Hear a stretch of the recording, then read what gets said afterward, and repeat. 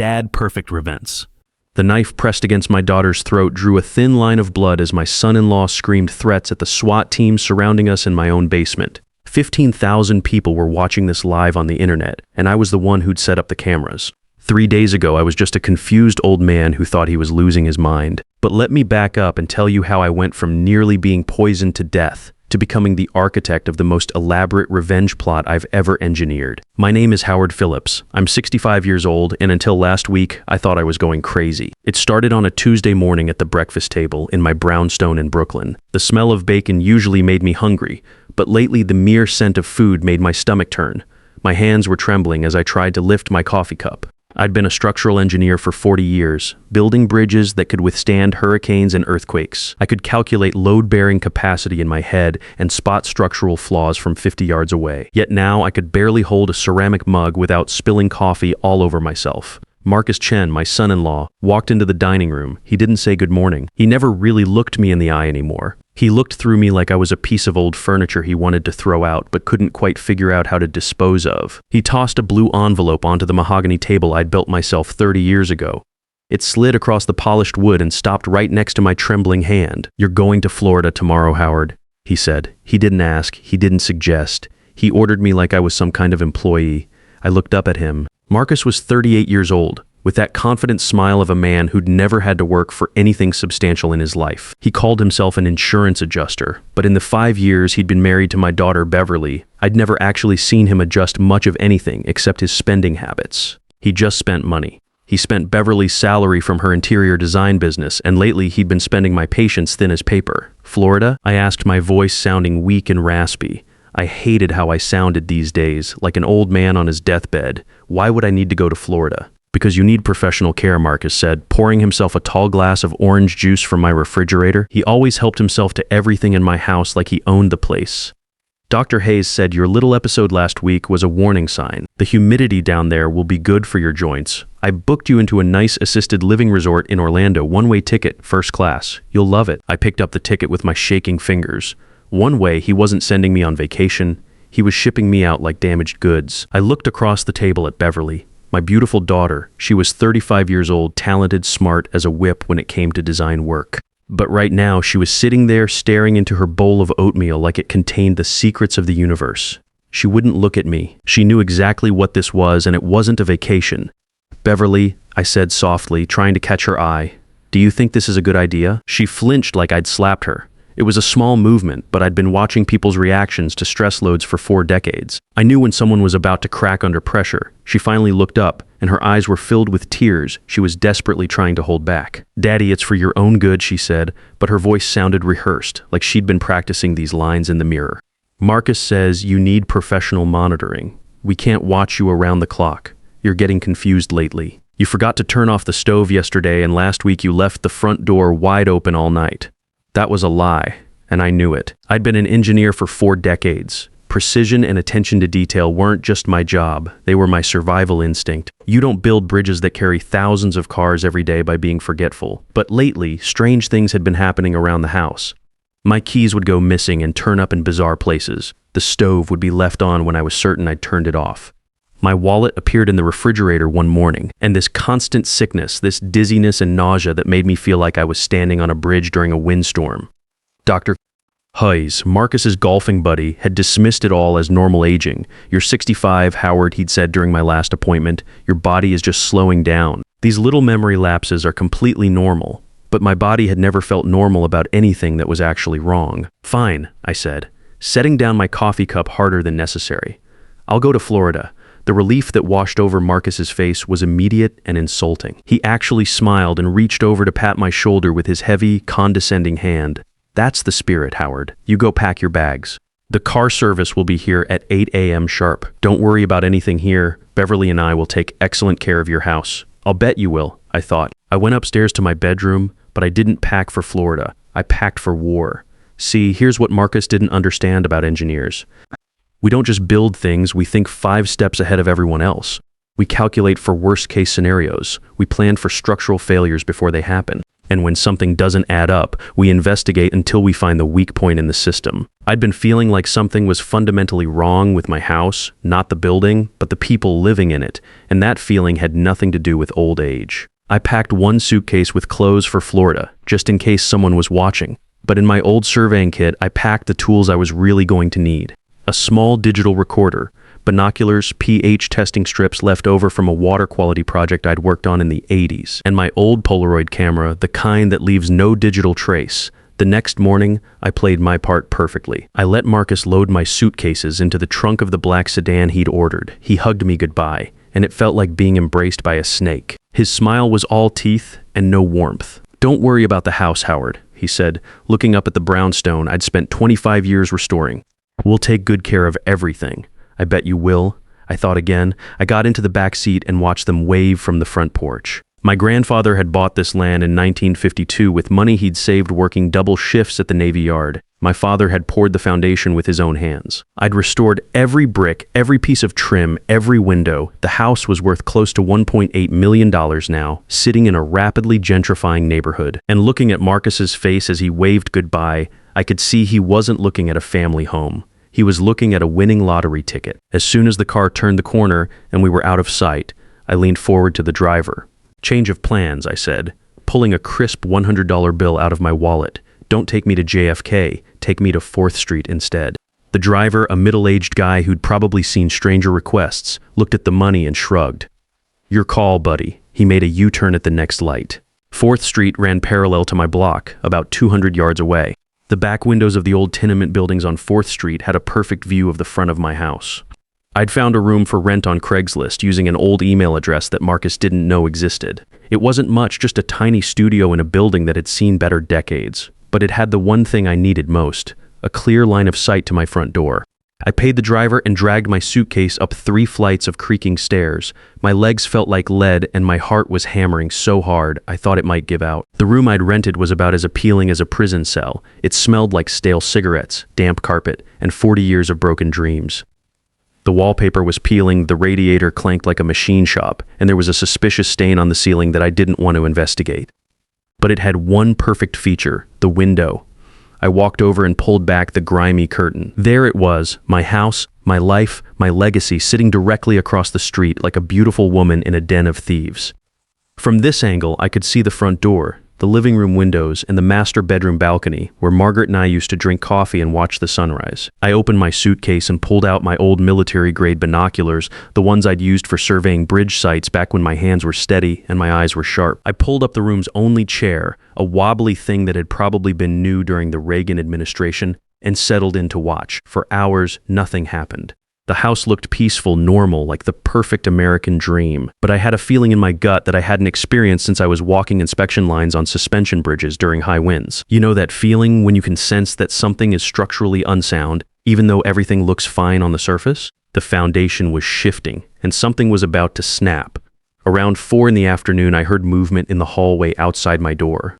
The building was old, and sound carried like whispers in a cathedral. I cracked my door open to get some air because the room was stifling, and standing there in the dim hallway was Dorothy Sullivan. Dorothy was 75 years old, sharp as a steel beam, and she'd lived in this neighborhood since before it had a name. She knew every secret, every scandal, every family history within a 10-block radius. She was the kind of woman who noticed when your mail was being delivered to the wrong address, or when your newspaper stopped coming. Nothing got past Dorothy Sullivan. She was standing there holding a paper bag of groceries, looking at me like she'd been expecting to see me all along. She didn't seem surprised to find Howard Phillips, owner of the finest house on the block, hiding in a roach motel across the street from his own front door. "I knew you weren't as stupid as you've been acting lately, Howard," she said, her voice rough as sandpaper but somehow comforting. "Mrs. Sullivan," I started to explain, but she held up one weathered hand to stop me. "Save your breath, honey. You look terrible. Your skin is gray and you've lost at least 20 pounds in the past month. I feel terrible," I admitted, leaning against the door frame for support. The dizziness was getting worse. She walked over to me and took my hand in both of hers. Her grip was surprisingly strong for a woman her age. She pressed something cold and jagged into my palm. I looked down and saw a rusty iron key, old and heavy. "That opens the old service gate in your back alley," she whispered, glancing left and right down the empty hallway like she was sharing state secrets. The one your wife Margaret used to use when she was tending her herb garden. God rest her soul. Why are you giving me this, Mrs. Sullivan? She stepped closer and I could see genuine fear in her eyes. Something I'd never seen from this tough old bird in all the years I'd known her. Because you need to see what's happening in your own house. Howard, you need to get close. Your dog Buster didn't die of old age last week like that son-in-law of yours told you. My blood turned to ice water. Buster had been my German Shepherd, 8 years old and healthy as a horse. Marcus had found him dead in the backyard 5 days ago and said his heart had just given out. Happens to big dogs all the time. He'd said while arranging for the cremation, nothing we could do. What do you know about Buster? I demanded, gripping Dorothy's arm harder than I meant to. She pulled away gently but firmly. I can't say everything here, Howard.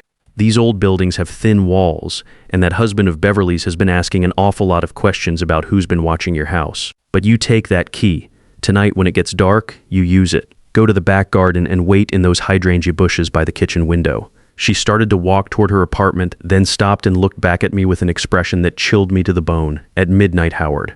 At midnight, you're going to see something that will explain everything. And God help you when you do, because once you know the truth, there's no going back to pretending everything is normal. She disappeared into her apartment with a soft click of the lock, leaving me standing in that dim hallway holding a rusty key and feeling like the ground was shifting beneath my feet. I went back to my window and raised the binoculars again. The sun was starting to set, painting the sky in shades of orange and purple. Street lights began flickering on one by one. My house looked warm and inviting from the outside. Golden light spilled from the living room windows, and I could see the silhouettes of people moving around inside. It looked like the perfect picture of domestic happiness, but as the hours ticked by, I started noticing things that didn't add up. At 9 p.m., a white van pulled up to my curb. 2 men in black t-shirts got out and started unloading heavy cases from the back. They weren't moving furniture or delivering appliances.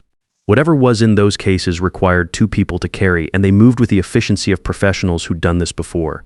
At 10 p.m., the expensive cars started arriving. A red Ferrari, a black Lamborghini, 2 silver BMWs, and a Bentley that cost more than most people's houses.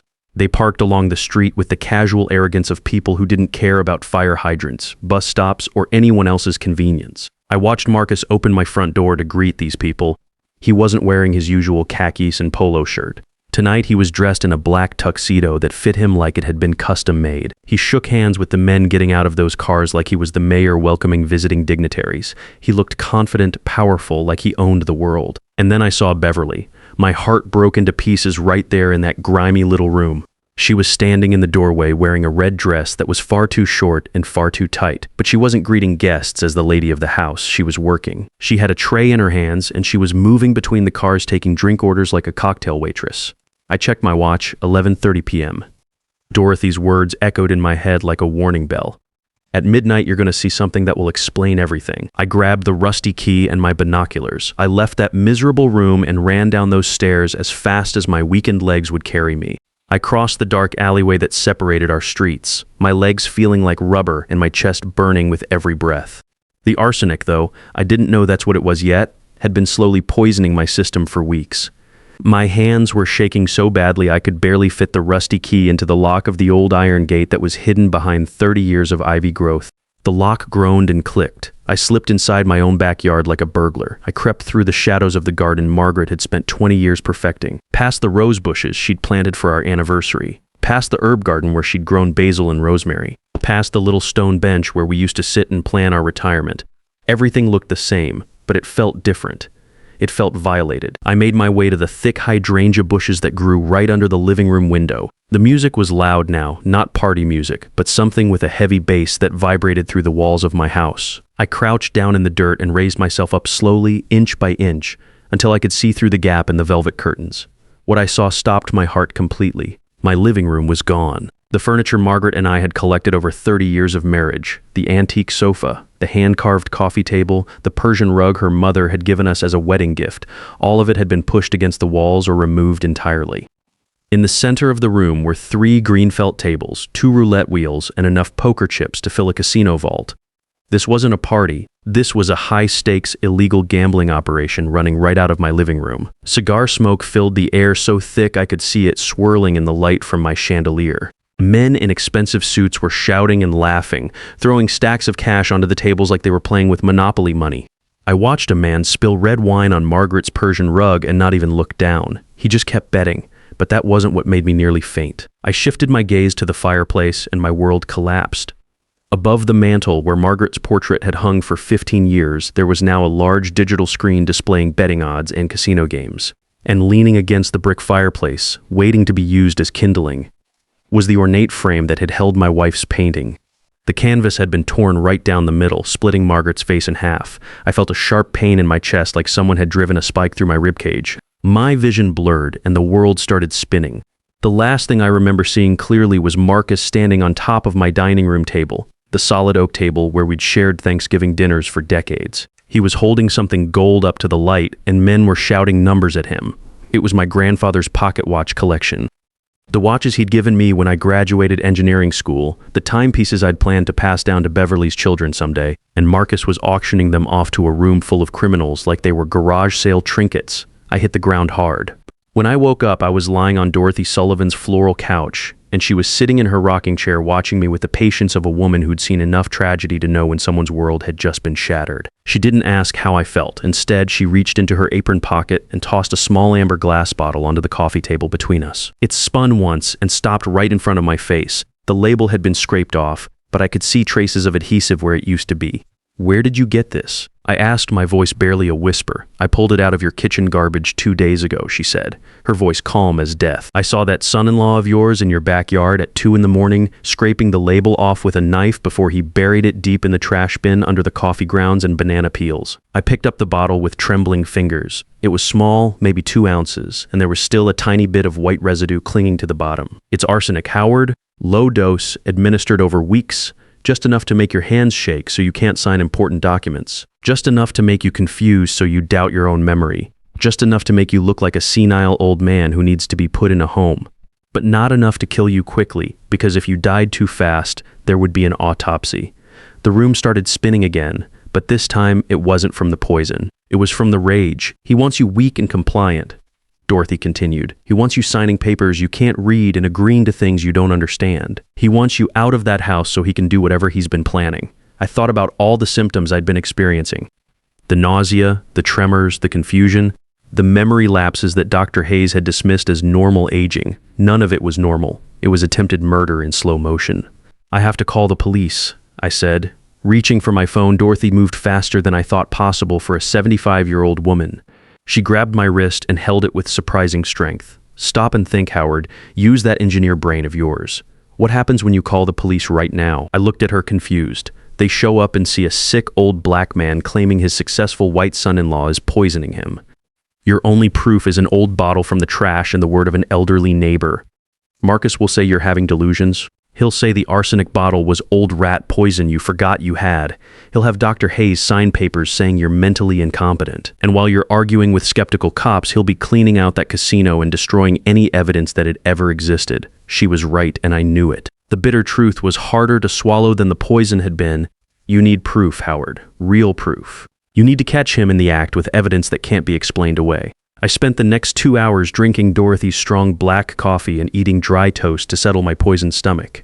By 7 a.m., I had a plan. Not just any plan, an engineer's plan, with contingencies and fail-safes. I walked back across the street to my house. The sun was shining like nothing had happened. The luxury cars were gone. The street was quiet. I used my key to enter through the front door, and immediately the smell hit me. Industrial bleach, so strong it burned my nostrils. The house was spotless. The gambling tables had vanished. The furniture was back in its exact original positions. Even Margaret's portrait was hanging over the fireplace again, though I could see the faint line where they'd taped the torn canvas back together.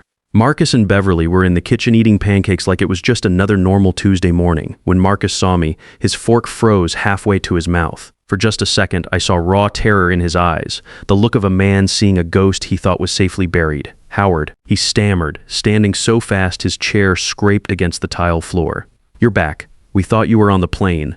We missed you so much." I forced my face into a mask of confusion and fatigue. "I missed my flight, I lied, and I forgot my heart medication. I need to rest." I walked past them without another word, leaving them standing there terrified that their victim had somehow survived. Over the next 48 hours, I became someone I'd never been before. I stopped being the trusting father and became a structural engineer conducting a failure analysis. And what I found was a foundation rotten to the core. Using skills I'd learned from 40 years of surveying construction sites, I began installing my own surveillance system. I had a drawer full of old equipment from my engineering days. Tiny recording devices I'd used to monitor stress points on bridges, miniature cameras for inspecting hard-to-reach structural elements. I installed a pinhole camera in the smoke detector above the kitchen island where Marcus made his phone calls. I hid a digital recorder inside the base of the table lamp in the living room. I even rigged a motion sensor in the basement to alert my phone if anyone went down there. Marcus had no idea he was being watched by someone who'd spent decades identifying structural weaknesses. I also started testing everything I ate and drank. I had pH strips and chemical testing kits left over from water quality projects in the 1980s. Every morning, I'd test my coffee, my orange juice, even my toothpaste. The readings were off the charts for metallic contamination, but I needed more than proof of poisoning. I needed to catch Marcus in the act of something that couldn't be explained away. The breakthrough came on Thursday night. I was pretending to sleep when I heard Marcus pacing in the kitchen talking on the phone to someone he called Leonard. I had my recorder running, and every word came through crystal clear. "This old man is tougher than leather," Marcus was saying, his voice filled with frustration. "I thought he'd be dead or in a facility by now. The arsenic isn't working fast enough. Don't worry, Leonard. I'm doubling the dose starting tonight. He won't make it to the weekend." I had him.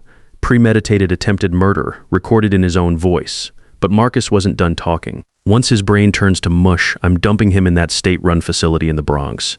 The one with the health code violations. He won't last a month there. Then Beverly inherits everything, and you get your money." My blood turned to ice.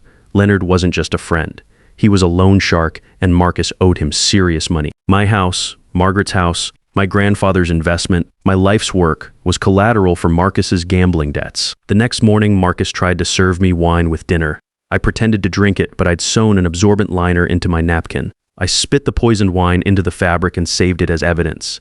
That afternoon, I called my real doctor, Dr. Michael Hayes, and demanded an emergency blood test. The results came back within hours. Lethal levels of arsenic in my system. Enough to kill a horse, but administered slowly enough to mimic the symptoms of dementia. I also called my wife's old lawyer, Patricia Coleman. She was 70 years old, sharp as a razor, and she'd helped Margaret set up her will. When I explained what was happening, she didn't waste time with sympathy.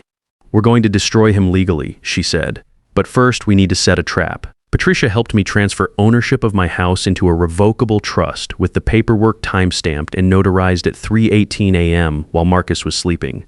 By the time Marcus woke up, the house legally wasn't mine anymore. It belonged to the Margaret Phillips Memorial Trust. Marcus had no idea. He spent Friday morning on the phone with banks trying to set up a loan against my property. He'd forged a power of attorney document giving himself control over my assets. He thought he was hours away from cashing in on $1.8 million. When the bank called him Friday afternoon to tell him the collateral didn't exist, I was recording everything from my hidden camera in the smoke detector. Marcus lost his mind. He screamed at the bank manager. He threw his phone against the wall. He called Leonard in a panic, begging for more time. That's when he crossed the line from fraud into violence. Friday night, Leonard and his crew showed up at my house. But by then, I'd already triggered the silent alarm I'd installed, one that went directly to Sheriff Benjamin Rodriguez's personal phone. I'd also set up live streaming cameras broadcasting to Facebook and YouTube. When Marcus grabbed Beverly and held a knife to her throat in my basement, 15,000 people were watching it happen in real time. When Leonard's thugs broke down my door, the entire internet could see their faces. The SWAT team arrived within 6 minutes. A police sniper took Marcus down with a shoulder shot from the backyard. No one died, but justice was served with surgical precision. Marcus got life in prison without parole for attempted murder, kidnapping, elder abuse, and running an illegal gambling operation. Beverly got 12 years as an accessory. She'd known about the poisoning and said nothing. I sold the house and bought a 40-foot RV. Dorothy and I hit the road together, two old warriors who'd survived the same war. People tell you that family is everything. They're wrong. Family is the person who hands you a rusty key when you're locked out of your own life. Family is the person who saves evidence in your trash and calls the police when you can't. I spent 40 years building bridges, but the most important lesson I learned was this. The most dangerous structural failures happen in your own foundation. When someone is poisoning your peace, even if they share your last name, you have to cut them loose before the whole structure collapses. Trust is earned through action, not inherited through blood. And sometimes the strongest thing you can build is the courage to tear down what's trying to destroy you. If you're over 50 and someone is trying to convince you that you're losing it, trust your instincts first, not their explanations, because predators count on your self-doubt to make their lies believable. The skills that made you successful in your career, whether it's engineering, teaching, or running a business, don't expire when you retire. They become your secret weapons when life tries to tear you down.